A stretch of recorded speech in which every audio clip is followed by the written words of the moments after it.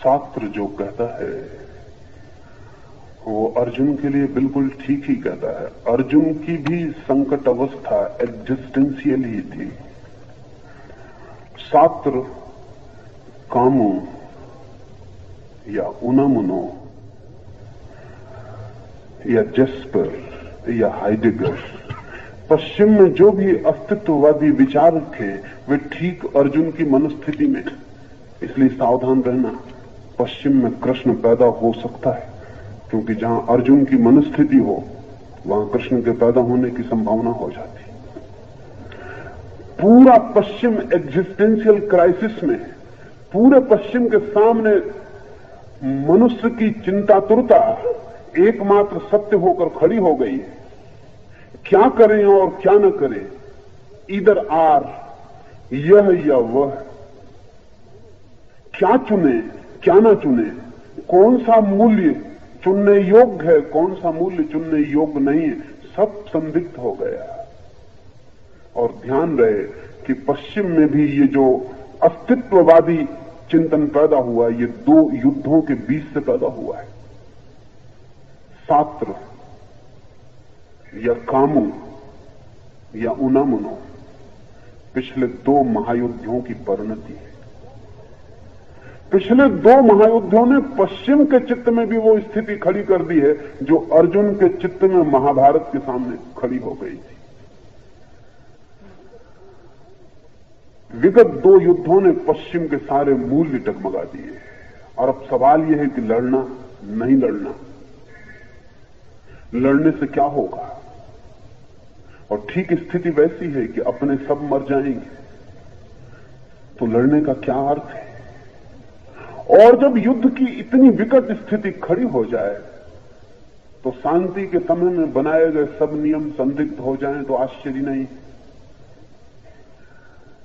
ये ठीक सवाल उठाया है शास्त्र, ठीक अर्जुन की मनस्थिति में।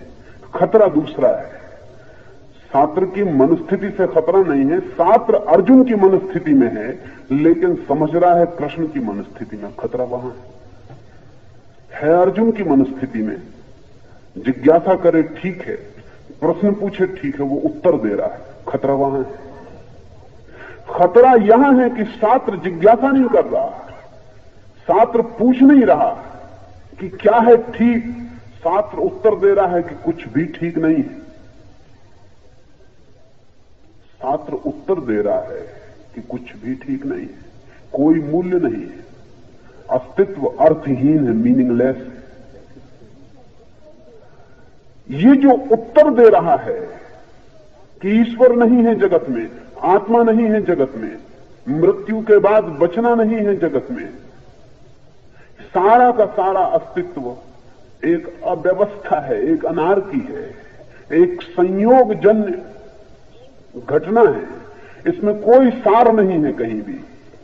ये उत्तर दे रहा है, यहां खतरा है। अर्जुन भी उत्तर दे सकता था, लेकिन अर्जुन सिर्फ जिज्ञासा कर रहा है। अगर अर्जुन उत्तर दे तो खतरे पैदा होंगे, लेकिन अर्जुन जिज्ञासा कर रहा है। और मैं मानता हूं कि जिसे दिखाई पड़ता हो, जैसा शास्त्र को दिखाई पड़ता है कि कोई मूल्य नहीं, एक वैल्यूलेसनेस है, जिसे दिखाई पड़ता है कोई अर्थ नहीं, कोई प्रयोजन नहीं, अगर सच में ही ऐसा दिखाई पड़ता है तब तो शास्त्र को कुछ कहने का भी अर्थ नहीं, चुप हो जाना चाहिए। ऐसी स्थिति में मौन ही सार्थक मालूम पड़ सकता है। व्यर्थ है सारी बात नहीं, लेकिन शास्त्र मौन नहीं है, आतुर है कहने को, समझाने को। जो कह रहा है उसे दूसरों को राजी करने को। तब डर होता है, तब डर यह होता है कि शास्त्र भी भीतर असंदिग्ध नहीं है कि जो कह रहा है वो ठीक है। शायद शास्त्र दूसरों को समझा के दूसरों के चेहरे पर यह देखने को उत्सुक है कि कहीं उनको अगर ठीक लगती हो ये बात तो ठीक होगी, मैं भी फिर ठीक मान लूं। शास्त्र जिज्ञासा करे वहां तक ठीक है, लेकिन पश्चिम में एग्जिस्टेंशियलिस्ट विचारक जिज्ञासा को उत्तर बना रहे हैं। और जब जिज्ञासा उत्तर बनती है और जब शिष्य गुरु हो जाता है और जब पूछना ही बताना बन जाता है, तब तब एक क्राइसिस ऑफ वैल्यूज पैदा होती, जो कि पश्चिम में पैदा हुई। सब अस्त व्यस्त हो गया है, सब अस्त व्यस्त हो गया। उस अस्त व्यस्तता में कहीं कोई राह नहीं दिखाई पड़ती। नहीं दिखाई पड़ती इसलिए नहीं कि राह नहीं है, राह तो सदा है, लेकिन अगर हम ये मान ही लें कि राह है ही नहीं, यही हमारा उत्तर बन जाए, तो फिर राह दिखाई पड़नी असंभव है। अर्जुन ये नहीं मानता। अर्जुन बड़ी जिज्ञासा कर रहा है कि राह होगी। मैं खोजता हूं, मैं पूछता हूं, आप मुझे बताएं।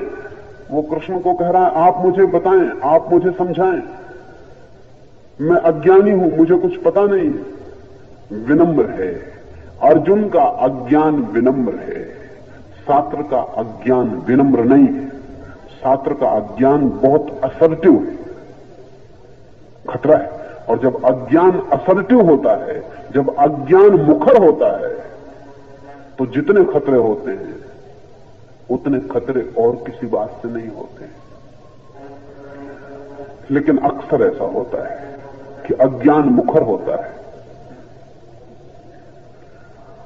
अर्जुन पूछ रहा है, वो कहता है मुझे पता नहीं है, मैं संदेह में पड़ गया हूं, मैं डूबा जा रहा हूं संकट में, मुझे कोई मार्ग दे। लेकिन मार्ग हो सकता है, इसकी उसकी खोज जारी है। मैं मानता हूं कि अर्जुन छात्र से ज्यादा साहसी है, क्योंकि इतनी गहन निराशा में भी मार्ग की खोज बड़े साहस की बात है। छात्र उतना साहसी नहीं है, उसके वक्तव्य बहुत साहसी मालूम पड़ते हैं, उतना साहसी नहीं है। असल में कई बार ऐसा होता है कि अंधेरी गली में आदमी निकलता है तो सीटी बजाता हुआ निकलता है। सीटी बड़ी साहसी मालूम पड़ती आसपास सोए हुए लोगों को, लेकिन सीटी बजाने से साहस पता नहीं चलता, उससे सिर्फ इतना ही पता चलता है कि आदमी डर रहा है। वो सीटी साहस का सबूत नहीं होती, वो सिर्फ भय को छिपाने की चेष्टा होती है। वो जो क्यास, जो अराजकता पश्चिम के सामने दो महायुद्धों ने प्रकट कर दी है, वो जो नीचे से एक बवंडर प्रकट हुआ है और भूमि फट गई है और एक ज्वालामुखी ने मुंह बा दिया है पश्चिम के सामने, उस ज्वालामुखी को झुठलाने की कोशिश चल रही है ही नहीं जीवन में कोई अर्थ, इसलिए अनर्थ से डरने की जरूरत क्या है ही नहीं कोई मूल्य, इसलिए मूल्य की खोज की चिंता भी क्या करनी है ही नहीं कोई परमात्मा, तो प्रार्थना करने से क्या फायदा है ही नहीं कोई आशा, इसलिए निराशा में भी चिंतित होने की कोई जरूरत नहीं है। निराशा में भी निश्चिंतता खोजने की चेष्टा सिर्फ इस बात की सूचक है कि हृदय बहुत कमजोर है और साहस कम है। असल में आशा जब तीव्र निराशा में पड़ती है तभी पता चलता है कि है या नहीं, और जब गहन अंधकार में ज्योति को खोजने की चेष्टा चलती है तभी पता चलता है कि प्रकाश की कोई आकांक्षा, गहरा साहस, गहरी लगन और गहरे संकल्प से जुड़ी है या नहीं जुड़ी है। पश्चिम की छात्रवादी चिंतना निराशा को स्वीकार कर लेने की है, निराशा है, इससे पश्चिम उभरेगा नहीं। इसलिए एग्जिस्टेंशियलिज्म और उस तरह के विचारक सिर्फ एक फैशन से ज्यादा नहीं, और फैशन मरनी शुरू हो गई, फैशन मर रही। अब अस्तित्ववाद कोई बहुत जीवित धारणा नहीं है। बच्चे पश्चिम के उसको भी इंकार कर रहे हैं, वो भी ओल्ड फैशन हो गई, छोड़ो ये बकवास भी। लेकिन छात्र की पीढ़ी ने जो निराशा दी है उसका दुष्परिणाम आने वाली पीढ़ी पर दिखाई पड़ रहा है। वो पीढ़ी कहती है कि ठीक है, हम सड़क पर नंगे नाचेंगे क्योंकि तुम्ही ने तो कहा कि कोई अर्थ नहीं है, तो फिर कपड़े पहनने में ही कौन सा अर्थ है? तो हम फिर किसी भी तरह के काम संबंध निर्मित करेंगे क्योंकि तुम्ही ने तो कहा है कि कोई अर्थ नहीं है, तो परिवार का भी क्या अर्थ है? तो फिर हम किसी को आदर नहीं देंगे क्योंकि तुम्ही ने तो कहा है कि जब ईश्वर ही नहीं है तो आदर का क्या अर्थ है? और हम कल की चिंता न करेंगे। आज यूनिवर्सिटी अमेरिका और यूरोप की लड़के खाली करके भाग रहे हैं, उनसे कहते हैं उनके मां बाप की पढ़ो, तो वो कहते हैं कल का क्या भरोसा, तुम्ही ने तो कहा है कि सब अनिश्चित है, तो पढ़ लिख के भी क्या होगा। और वो लड़के पूछते हैं कि हिरोशिमा में भी लड़के पढ़ रहे थे कॉलेज में, फिर एटम गिर गया और सब समाप्त हो गया। हम भी पढ़ेंगे, तुम एटम तैयार कर रहे हो, किस दिन गिरा दोगे कुछ पता नहीं, तो हमें जी लेने दो, जो 2-4 क्षण हमें मिले हमें जी लेने दो। तो पश्चिम में जो जीवन का एक विस्तार है, टाइम में, समय में जो एक जीवन की यात्रा है, वो एकदम खंडित हो गई, क्षण पर टिक गया। अभी जो है कर लो, अगले क्षण का कोई भरोसा नहीं, और अगले क्षण के भरोसे को करोगे भी क्या। अंततः तो मृत्यु ही है, अगला क्षण मृत्यु है। टाइम जो है वो डेथ का पर्यायवाची हो गया पश्चिम में, समय और मृत्यु एक ही अर्थ के हो गए। अभी जो है और कोई मूल्य नहीं है। अभी एक व्यक्ति ने कई हत्याएं की, और जब अदालत ने उससे पूछा तो उसने कहा क्या हर्ज है, जब सभी को मर ही जाना है, तो मैंने मरने में सहायता की, और वो तो मर ही जाते हैं, उनके मारने से मुझे थोड़ा आनंद मिला है, उसके ले लेने में हर्ज क्या है, जब कोई मूल्य ही नहीं है तो ठीक है। छात्र की पीढ़ी पश्चिम को एक खोखलेपन से, एक हॉलोनेस से भर गई, क्योंकि उसके पास उत्तर नहीं था, सिर्फ प्रश्न थे, और उसने प्रश्नों को ही उत्तर बता दिया। अगर अर्जुन जीत जाए तो इस मुल्क में भी हॉलोनेस पैदा हो जाए। अर्जुन नहीं जीता और कृष्ण जीत गए, वो एक संघर्ष था बड़ा अर्जुन और कृष्ण के बीच। अगर अर्जुन को शक सवार हो जाए और धुन सवार हो जाए गुरु होने की, और वो अपनी जिज्ञासाओं को उत्तर बना दे, और अपने प्रश्नों को उत्तर बना दे, और अपने अज्ञान को ज्ञान मान ले, तो इस मुल्क में भी वही स्थिति पैदा हो जाती जो पश्चिम में अस्तित्ववादी चिंतन के कारण पैदा हुई है। स्थिति वही है, लेकिन पश्चिम के पास अभी भी कृष्ण नहीं है। लेकिन इस सिचुएशन में कृष्ण पश्चिम में पैदा हो सकते हैं, और इसलिए बहुत आश्चर्य की बात नहीं है कि कृष्ण कॉन्शियसनेस जैसे आंदोलन पश्चिम के मन को पकड़ रहे हैं। कोई आश्चर्य नहीं है कि पश्चिम की सड़कों पर लड़के और लड़कियां ढोल पीट कर और कृष्ण का भजन कर रहे हैं। ये कोई आश्चर्य नहीं है, ये आकस्मिक नहीं है। इस जगत में आकस्मिक कुछ भी नहीं होता। इस जगत में फूल भी खिलता है तो लंबे कारण होते हैं। अगर लंदन की सड़क पर कोई हरे कृष्ण का भजन ढोल पर पीटता हुआ घूमता है तो यह आकस्मिक नहीं है, यह पश्चिम के चित्त में कहीं कोई गहरी पीड़ा है। अर्जुन तो मौजूद हो गया, कृष्ण कहां है? प्रश्न तो खड़ा हो गया, उत्तर कहां है? उत्तर की तलाश, उत्तर की तलाश पैदा हुई है। इसलिए ठीक सवाल था ये। लेकिन मैं अर्जुन को मनुष्य का प्रतीक कहता हूं, और अर्जुन को जो ममत्व पकड़ा वो भी मनुष्य की मनुष्यता है।